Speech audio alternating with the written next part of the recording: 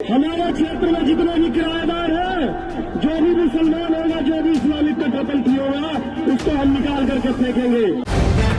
The live TV, सच सबसे आगे। नमस्कार, मैं हूं रंजीत झा और आप देख रहे हैं द लाइव टीवी। दिल्ली तो दिल वालों की हुआ करती थी, लेकिन यह नफरत वालों की भी हो जाएगी, इसकी उम्मीद किसने की थी? आप अपने स्क्रीन पर यह वीडियो देखिए। इस वीडियो में थाने को ब्लॉक करके संघी प्रदर्शन कर रहे हैं, भीड़ जुटाकर नफरती बोल रहे हैं, भाषणबाजी कर रहे हैं, नारे यह लग रहे हैं कि हिंदू हितों का हनन हुआ तो सड़कों पर खून बहेगा। ये नारेबाजी ये भगवाधारी खड़े होकर पुलिस स्टेशन के सामने कर रहे हैं।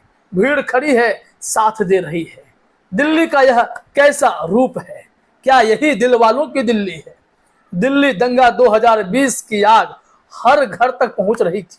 कैसे वहां इतने भयंकर माहौल हो गए थे उस क्षेत्र में जहां दिल्ली दंगे की घटना हो गई थी। लेकिन अब देखिए, फिर से दिल्ली को जलाने की कोशिश की जा रही है।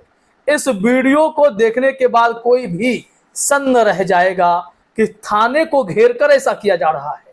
क्या पुलिस वाले इतने निष्क्रिय हैं? उन्हें दिख नहीं रहा कि उनके थाने को घेर कर इस तरीके से जहरीले बोल बोले जा रहे हैं?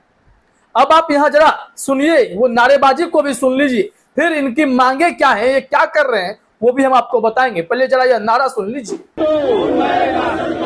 हिंदू हितों का हनन हुआ तो भाइयों, आज हम सब यहाँ इकट्ठे हुए हैं। हम सभी ने ये शपथ लेके जाना है, हमारे क्षेत्र में कोई भी नाई की दुकान हो, उस नाई की दुकान का बहिष्कार होना चाहिए। दोनों हाथ ऊपर करके बोलो, बहिष्कार करेंगे कि नहीं? तो सुना आपने, यह नफरत भरी बयानबाजी, यह भाषणबाजी उस थाने के सामने हो रही है जहां पर बड़ी जिम्मेदारी होती है लॉ एंड ऑर्डर की, जहां शांति बहाल करने की जिम्मेदारी होती है। अब इन पुलिस वालों के सामने अगर ऐसी नारेबाजी हुई है तो भगवान ही मालिक। क्या संघियों को इतनी छूट है कि कानून वाले उनके भाषण को सुनते रहें, उन पर कार्रवाई की बजाय बस इस तरीके से भाषण होने दिया जाए? ये लोग मुसलमानों से इस कदर नफरत कर बैठे हैं कि सड़कों पर, पुलिस थाने के आगे कहीं भी मजमा लगाकर लोगों को भड़काते नजर आते हैं।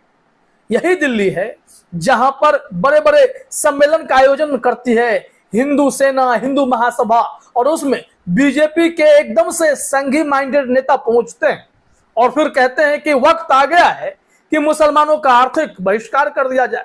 वो तो आर्थिक बहिष्कार की बात करते हैं, ये खून बहा देने की बात कर रहे हैं, ये शपथ ले रहे हैं कि कत्ल कर देंगे मुसलमानों की। क्या ऐसे देश चलेगा? देश में देश की सेकुलर छवि का क्या होगा? यह कम्युनल स्थिति जो उत्पन्न हो रही है, बार बार हिंदू और मुसलमान किया जाता है, और ये भगवाधारी जब भी भगवा चोला पहनते हैं तो उसके बाद इनके मुंह से ऐसे नफरत भरे बोल क्यों निकलते हैं?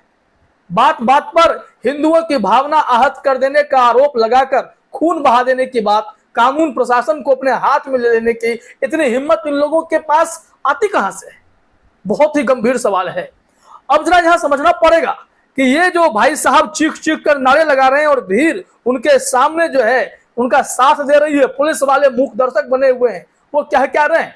बताया जा रहा है कि यह वीडियो मुहर्रम के आसपास का है।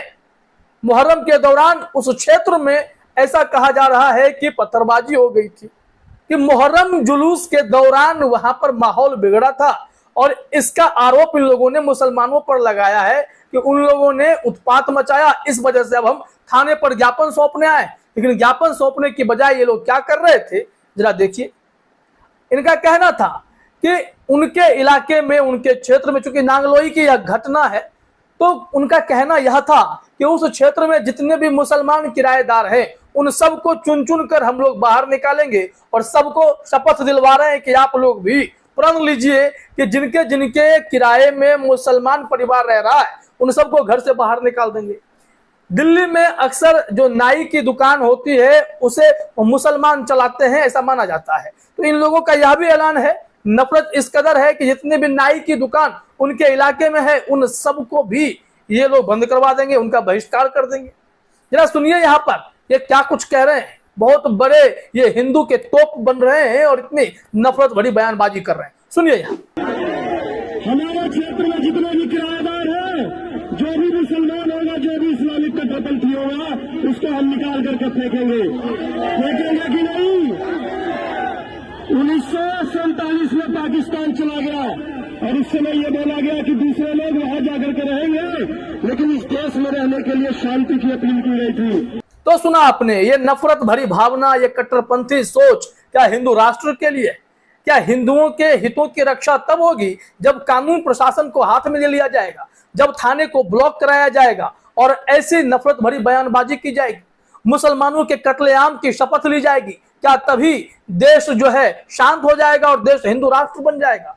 आश्चर्य होता है कि ऐसे लोगों को बोलने दिया जाता है और पुलिस वहां तमाशबीन बनी खड़ी रहती है। इस वीडियो को शेयर करते हुए स्वाति मालीवाल ने एक ट्वीट किया है, जरा वो ट्वीट अपने स्क्रीन पर देखिए।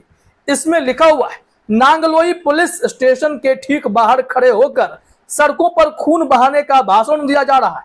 अब तक मणिपुर और हरियाणा हिंसा का शिकार हुआ है, अब क्या दिल्ली को भी शिकार बनने दिया जाएगा? एक तरफ पुलिस कह रही है कि किसी ने गड़बड़ की तो एक्शन लेंगे। ये वीडियो कल से वायरल है। क्या पुलिस ने इस वीडियो की जांच की? यदि वीडियो सही है तो इसको अरेस्ट क्यों नहीं किया? ये सवाल तो पूछा जाएगा।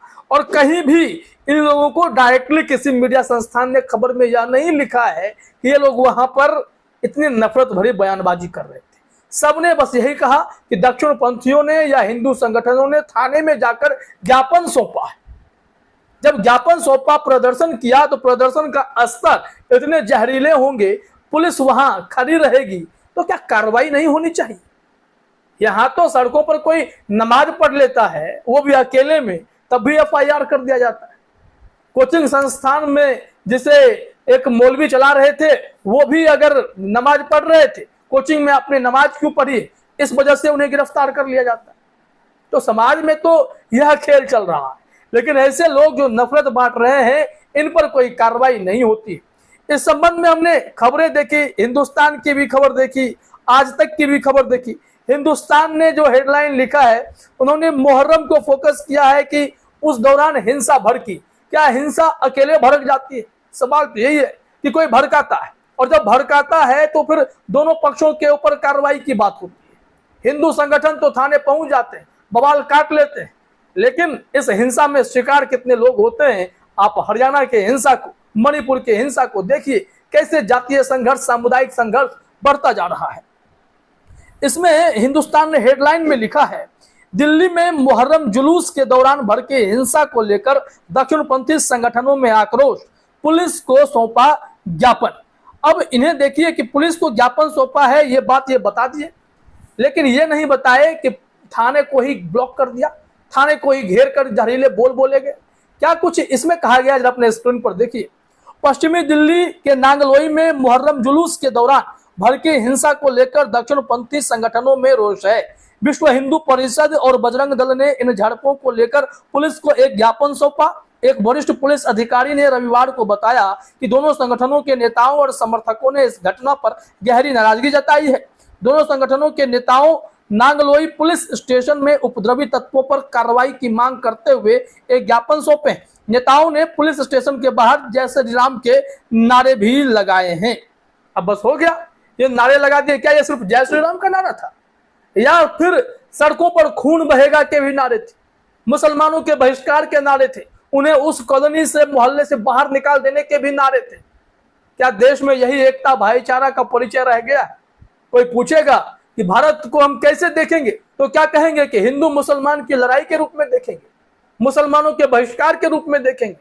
क्या ऐसे देश चलेगा क्या? सवाल तो हमेशा से बना ही रहेगा। देखिए ना, आज तक ने भी जो अपना हेडलाइन लिखा है वो भी देखिए। दिल्ली नांगलोई थाने पर हिंदू संगठनों का प्रदर्शन, बोले मुहर्रम पर हंगामा करने वाले पर हो सख्त एक्शन, ये मांग करने के लिए गए। इसमें बताया गया है कि आउटर दिल्ली के नांगलोई इलाके में मुहर्रम के दौरान निकले जुलूस में अचानक हंगामा शुरू हो गया, जिसके चलते कई पुलिसकर्मी समेत राहगीर घायल हुए। इस दौरान पुलिस की गाड़ियों समेत रोड पर चलने वाली कई गाड़ियां भी क्षतिग्रस्त हो गई। पुलिस ने मामले में गंभीर धाराओं में केस दर्ज किया है, लेकिन यहाँ हिंदू संगठन वाले कैसे जहर उगल रहे थे, इसको लेकर भी कोई केस दर्ज हो गया होता तो बात इतनी बढ़ेगी ही नहीं।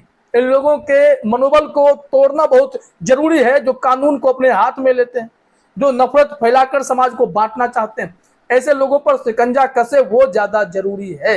लेकिन इस तरीके के वीडियो लोगों को आहत ही तो करते हैं। फिलहाल इस वीडियो में इतना ही। आप सभी का हमसे जुड़ने के लिए बहुत बहुत धन्यवाद। द लाइव टीवी, सच सबसे आगे।